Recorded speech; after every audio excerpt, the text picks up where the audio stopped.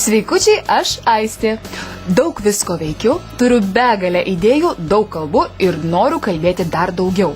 Ir trokštu, kad pasaulis mane girdėtų. Taigi, kai sužinojau, kaip tai padaryti internete, tikrai negalėjau atsisakyti. Tuoj ir jums papasakosiu, kas yra tinklaraštis arba žargonu blogas. Tai lyg dienoraštis, kuriame rašau savo įspūdžius, idėjas, mintis, dalyjuosi rastomis nuorodomis ir taip toliau. Nuo paprasto dienoraščio internetinis tinklaraštis suprantama skiriasi. Pirmiausia tuo, kad jis yra viešas ir gali būti skaitomas kiekvieno suradusio jį internete. O aš kaip tik to ir noriu – pasidalyti savo mintimis su kitais, būti matoma ir girdima. Ir to noriu toli gražu ne tik aš. Tinklaraščius kuria daugybė įvairių žmonių turinčių įdomių minčių ir norinčių jomis pasidalyti su kitais. Tarkim, mokslininkai rašo apie savo teorijas ir atradimus, verslininkai apie savo veiklos principus, taip pat gydytojai, politikai, ekonomistai ir daugybė kitų žmonių visame pasaulyje turi savo internetinius dienoraščius. Natūralu ir tai, kad kuo žmogus žinomesnis, tuo labiau jo domimasi, taigi ir jo tinklaraštis yra daugiau skaitomas. Tokia saviraiškos priemonė šiandien jau tapo populiarus naujausios ir įvairiausios informacijos šaltinis. Rašantieji internetinius dienoraščius dažniausiai skaito ir kitų tinklaraščius, aš taip pat. Taip randu tikrai įdomių minčių, įvairios informacijos, susipažįstu su žmonėmis. Dar vienas svarbus tinklaraščio pranašumas – galimybė jį papildyti iš bet kurio kompiuterio prijungto prie interneto. Taigi, kad ir kur būtum – namuose, interneto kavinėje, universitete ar bibliotekoje – gali atnaujinti savo virtualųjį dienoraštį. Noriu jums parodyti, kaip susikurti savo tinklaraštį vienoje populiariausių lietuviškų svetainių.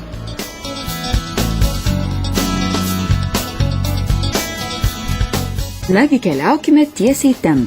Surinkime adresą www.blogas.lt. Viskas itin paprasta. Jei jau turėtumėte savo internetinį dienoraštį, prie jo prisijungtumėte čia. Tačiau mums prieš tai reikia jį sukurti, tad spaudžiame nuorodą Registruokis.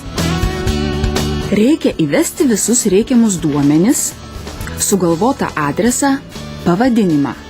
Beje, pavadinimą, kaip ir adresą, sugalvokite tokį, kad sietųsi su tema, kurią rašysite. Adresą pasistengkite sukurti kuo trumpesnį, bus paprasčiau įsiminti, o pavadinimas tegul keliais žodžiais apibūdina tinklaraščio temą. Na, o vartotojo vardą stenkite sugalvoti kiek originalesnį. Labai tikėtina, kad paprasti ir trumpi tiesiog jau bus užimti.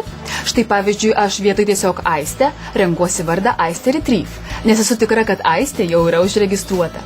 Taip pat vartotojo vardą galite sukurti iš pirmos pavardės raidės ir savo vardo, arba pasirinkite kitokį slapyvardį. Aišku, nevertėtų taip persistengti, kad paskui neprisimintumėte savo sukurto vardo. Taip, toliau. Dabar sugalvoju slaptažodį, kurį irgi būtina prisiminti, gal net kur nors užsirašyti. Čia įrašau savo elektroninio pašto adresą, patvirtinimo kodą, pažymiu šią varnelę ir spaudžiu tęsti. Dabar pildydama šiuos laukelius, sukuriu trumpą savo prisistatymą.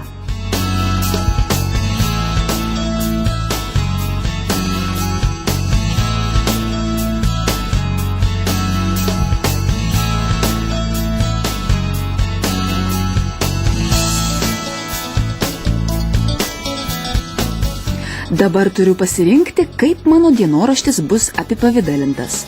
Na, tegul kol kas lieka pirmas variantas, vėliau bus galima pakeisti. Vėl spaudžiu tęsti. Štai gavau žinutę. Vadinasi, turiu patikrinti savo elektroninio pašto dėžutę. Na va, yra laiškelis.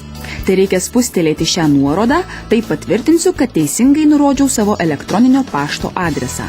Sistemai patvirtinus, kad viskas gerai, vėl spaudžiu tęsti.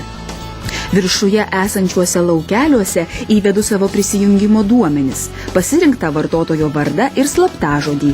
Spaudžiu prisijungti. Na va, mano naujasis tinklaraštis, čia galiu pradėti jį rašyti, keisti nustatymus arba jį ištrinti.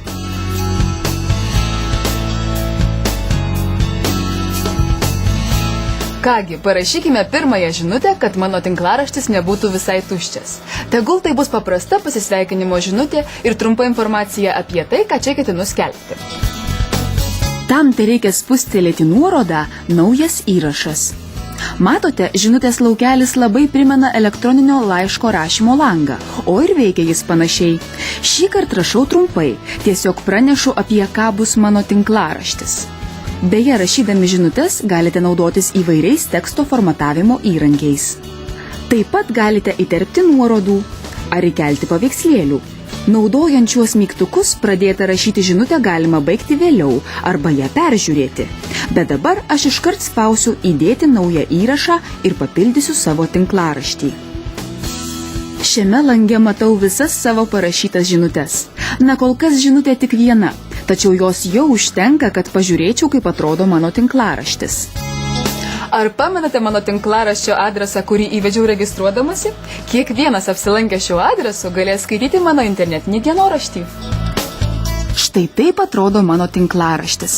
Tokį jį matys ir kiti lankytojai. Čia matau pirmąją savo žinutę. Spustelėjusi jos antraštę galėčiau ją perskaityti visą, jei ji būtų per ilga ir netilptų šiame langelyje. Na, o mano tinklaraščio išvaizda ir stilius kol kas nelabai atitinka turinį. Pamenate, registruodamasi aš pasirinkau pirmą siūlomą variantą. Tačiau vėliau tai lengvai pakeisiu tinklaraščio nustatymų skiltyje. Tai tiek apie tinklaraščius. Sėkmės rašant.